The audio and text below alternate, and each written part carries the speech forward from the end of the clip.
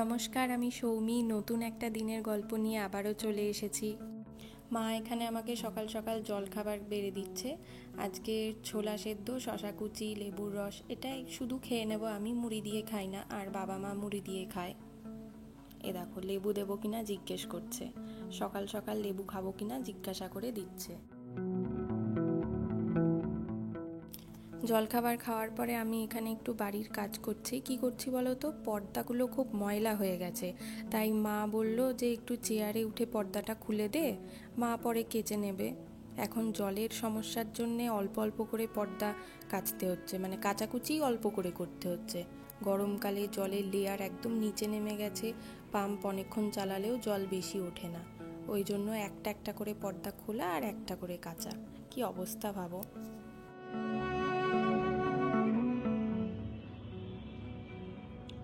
12টা 20 মতো বাজে। মা আবার রান্নাঘরে কি করছে দেখি।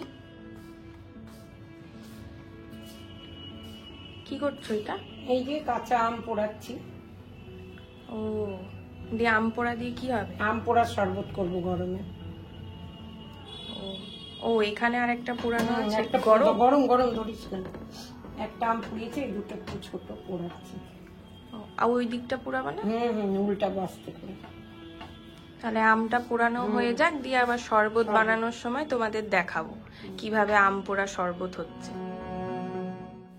মা এখন পোড়া আমগুলোর খোসা ছাড়াচ্ছে, খালি মনে হয় পাল্পটা নেবে।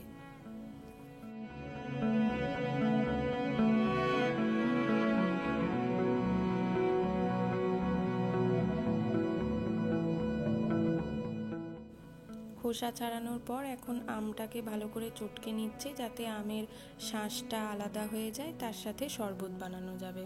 খেতে কিন্তু খুব ভালো হয়। পাশে ওই তোয়ালে জড়ানো ওই জায়গাটা কি বলো তো? ওটা একটা জলের বোতল। দেখো, তোয়ালে থেকে জলের বোতল বের করে নিচ্ছে, দিয়ে ওই জলটা ব্যবহার করা হবে। ফ্রিজের ঠান্ডা জল আমরা খুবই কম ব্যবহার করি। আমি ঠান্ডা জল খাই না বললেই চলে। এই জলটাও কিন্তু খুব ভালো ঠান্ডা হয়। তোমরা ট্রাই করে দেখতে পারো এই প্রসেসটা। মায়ের এটা জুগাড় এক ধরনের।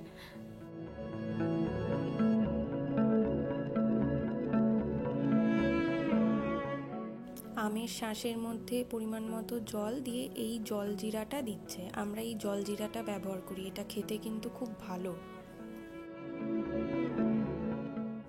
2 পাতা মতো জলজিরা দিল। এবার স্বাদ মতো চিনি গুঁড়ো দিচ্ছে।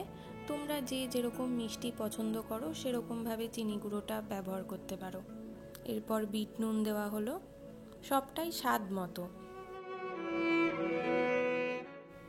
আমাদের গরমকালের আম পোড়া শরবত রেডি। আমের শাঁস কিছুটা বড় বড় আছে, সেটা তোমরা চাইলে মিক্সিতে ব্লেন্ড করে নিতে পারো।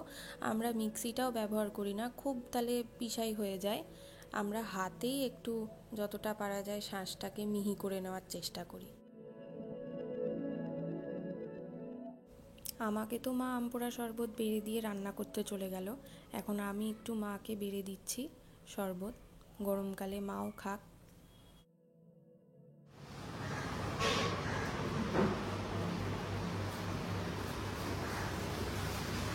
এই যে আম পোড়া শরবতটা নাও। কেমন হয়েছে খেতে? কি ভালো হয়েছে। গরমকালে প্রায় দিনই আমার বাড়িতে আম পোড়া শরবত হয়। খুব সুন্দর হয়েছে। এই দেখো, এখন তোমাদেরকে মায়ের জল ঠান্ডা করার প্রসেস দেখাচ্ছি। দেখো, বোতলে রীতিমতো ঘাম ঘাম হয়ে গেছে, এত ঠান্ডা হয়। আমি স্নান করে চলে এসেছি। এখন ঠাকুর পুজোর একটু জোগাড় করে নিচ্ছি। স্নান করার পর ভালো জল দিয়ে ঠাকুরের বাসনগুলো আরেকবার করে ধুয়ে নিই, সেটাই ধুয়ে নিচ্ছি।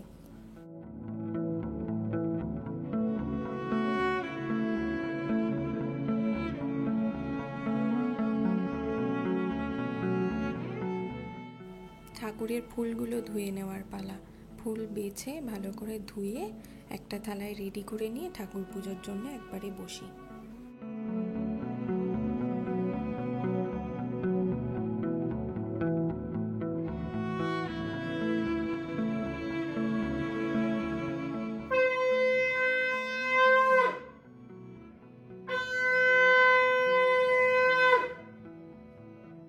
আমার ঠাকুর পুজো কমপ্লিট। একবার তোমাদের আমার ঠাকুরটা দেখিয়ে দিই।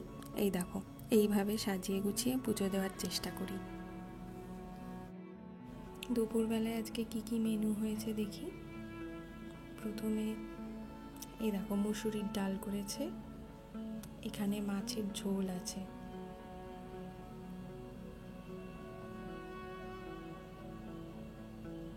এখানে আবার এঁচোড়ের তরকারি, প্রায় দিনই এখন এঁচোড়ের তরকারি হচ্ছে।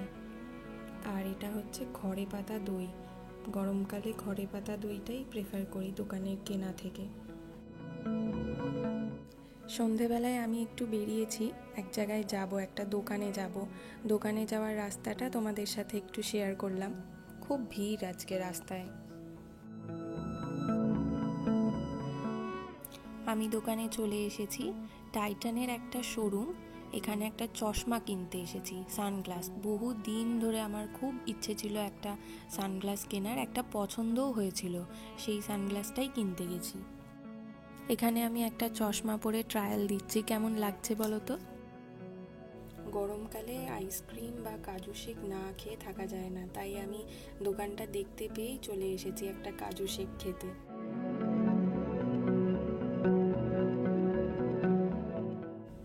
কাজু শেকের সাথে 2 স্কুপ আইসক্রিমও দিয়েছে, 1 স্কুপ ভ্যানিলা আর 1 স্কুপ চকলেট। দারুণ খেতে কিন্তু। বাড়ি আসার পর তোমাদেরকে একটু চশমাটা দেখিয়ে দিই। এই দেখো, আমার তো খুব পছন্দ হয়েছে, তোমরা জানিও চশমাটা কেমন হয়েছে দেখতে। আজকে তাহলে ভিডিওটা এখানেই শেষ করছি। সবাই ভালো থেকো। আবার নতুন একটা দিনের গল্প নিয়ে খুব তাড়াতাড়ি ফিরে আসবো।